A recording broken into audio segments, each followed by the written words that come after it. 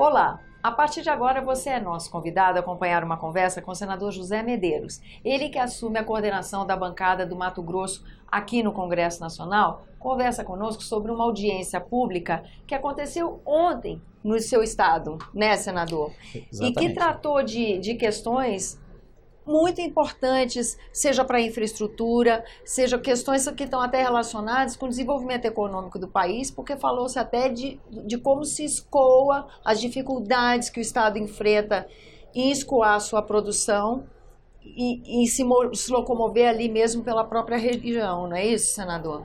Exatamente, era uma audiência pública e teve presente a direção toda do DENIT, os diretores, o presidente e também a sociedade de Mato Grosso, através dos seus agentes políticos e agentes sociais, todos muito preocupados com a questão das rodovias.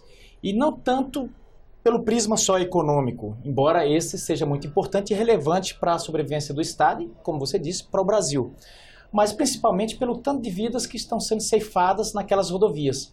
A BR-163, todos os anos, a média é em torno de 280 pessoas que morrem na rodovia. É uma Boate Kiss todos os anos.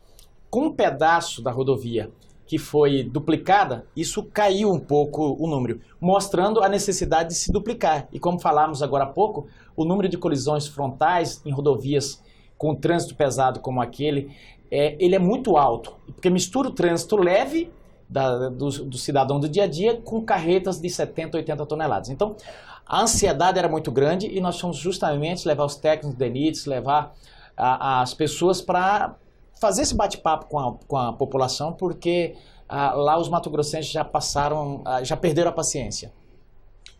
Ali foi um desabafo, muito um desabafo e uma tentativa de esclarecer o porquê de alguns entraves, né? A gente conversava aqui antes da gravação, o seu estado, Mato Grosso, ele vive questões sérias ligadas à burocracia brasileira que deu para notar na audiência pública queixas em relação a isso, como as coisas emperram, né? A nossa principal preocupação é justamente que o nosso estado é um estado que é muito preocupado com a questão ambiental, porque nós temos rios, nós temos florestas, nós temos biomas bem diferentes, nós temos um bioma de transição já para Amazonas, e nós entendemos de meio ambiente, nós sabemos que é importante a proteção das nascentes dos nossos rios. Agora, não dá para você conceber que uma estrada que já existe há 50 anos demore 8 anos para que o IBAMA libere o licenciamento dessa obra. Ou que uma estrada que já existe há mais de 60 anos, como é o caso da 158, a FUNAI não libere para que seja asfaltado, porque a estrada já existe, as pessoas estão passando todo dia a dia, então possível degradação que houvesse já estaria ocorrendo há 60 anos, mas isso, não. Se fosse o caso, então fechasse a rodovia. Não, passa, só não pode asfaltar. Então, um absurdo, teve que fazer um contorno, depois o contorno do contorno e projeto, milhões que vão nisso. Antropólogo para cá, laudo para lá. E com isso, as pessoas vão perdendo a paciência. Porque se pelo menos dissesse assim, não vou dar o licenciamento. Você ia procurar a tutela jurisdicional, você ia procurar alguns caminhos. Não, mas eles ficam enrolando. Pede um documento, pede outro. E as coisas vão se prolongando de forma que o Estado vai sofrendo muito com isso. Pessoas vão morrendo no decorrer desse tempo, dessa espera nos acidentes nas rodovias.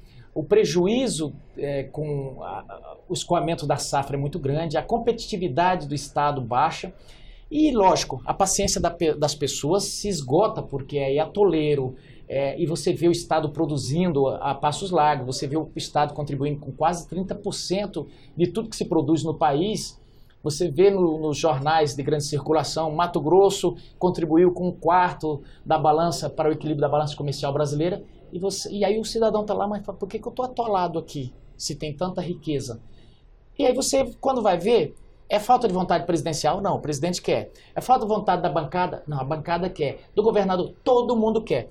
Não, então deve ser os índios. Não, os índios querem. Os índios querem. Pasmem, quem não quer? Alguns técnicos. Alguns, eu não vou falar todos, tem gente que presta, eu digo prestar no sentido de prestar para o país alguma coisa, dentro da FUNAI. Tem gente que presta dentro do IBAMA. E tem gente que é imprestável para prestar o serviço público, para ser servidor público nessa área. Por quê? Porque ele quer fazer do serviço público a extensão das suas crenças, a extensão das suas vontades, da sua religiosidade política.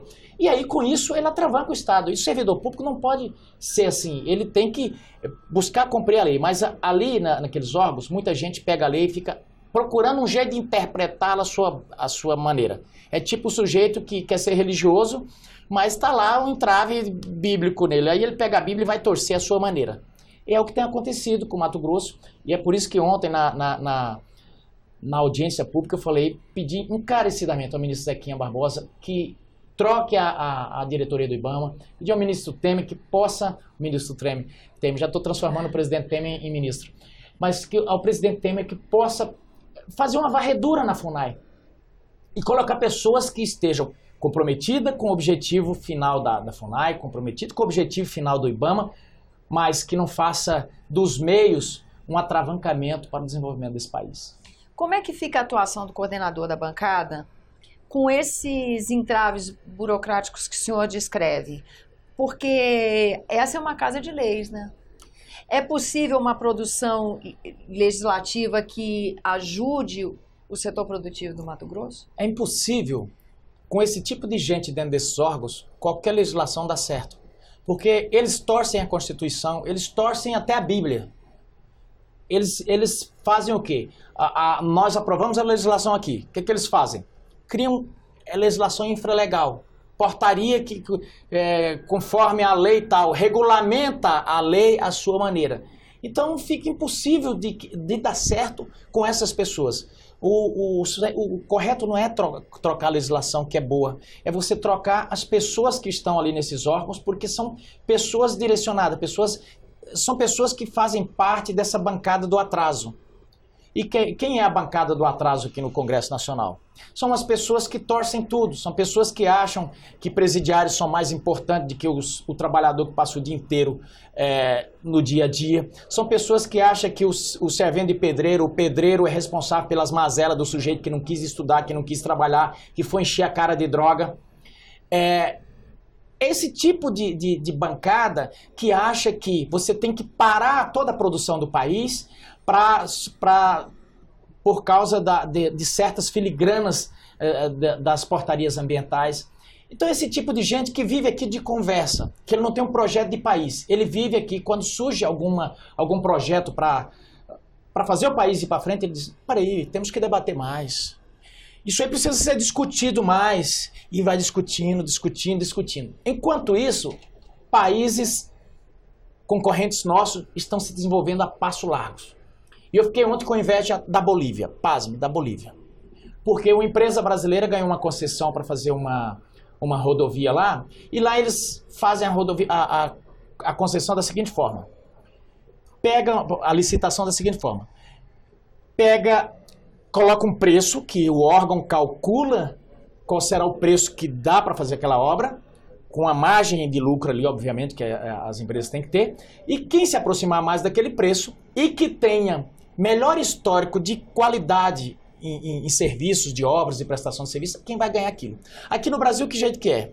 Em nome da hipocrisia nacional, se faz o seguinte, vamos fazer um pregão eletrônico, quem der o preço mais barato, pega. Aí vem aquele monte de empresa pastel, que é uma empresa com a pasta, a empresa é assim, é o sujeito com a pasta e um telefone, é por isso que é pastel. Aí ele dá o preço lá embaixo e ele vende para o próximo que chegar. Ele só faz aquele negócio, ganha a licitação e passa. E aí depois as obras não saem. E nós ficamos com um cemitério de obras inacabadas. Por quê? Porque o sujeito que ganhou aqui com aquele preço lá embaixo, ele já pega, querendo um aditamento. E aí nós ficamos anos com as pendengas na justiça. Então pode dar certo um país com esse nível de atravancamento? Não tem como dar certo. E aí o desafio, respondendo objetivamente a sua pergunta, de um coordenador de bancada, é juntar a bancada, não é nem para fazer uma lei, é para desratinizar, é para detetizar esse país desse tipo de gente nos escaninhos, atrás dos gabinetes aqui em Brasília.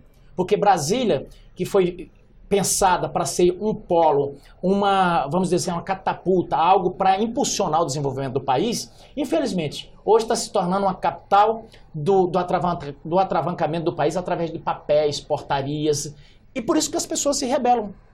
As pessoas ficam bravas de ver, pô, eu estou elegendo esse pessoal para quê? Então agora o nosso papel, embora a nossa bancada seja pequena, é buscar, inclusive se juntar com outras bancadas para a gente começar a sentar com agentes políticos. Através da política você desatravancar isso, porque está um novelo difícil de destravar. Senador, agradeço sua presença aqui no nosso programa. Eu que agradeço. Agradeço a você que nos acompanha, lembrando que esse é o programa Argumento e que você é o nosso convidado a fazer sugestões e críticas ao trabalho da TV Senado pelo 0800 61 2211, que é uma ligação gratuita. Eu lembro também que você pode rever esse ou outros dos nossos programas por endereço eletrônico senado.leg.br/tv. Até a próxima.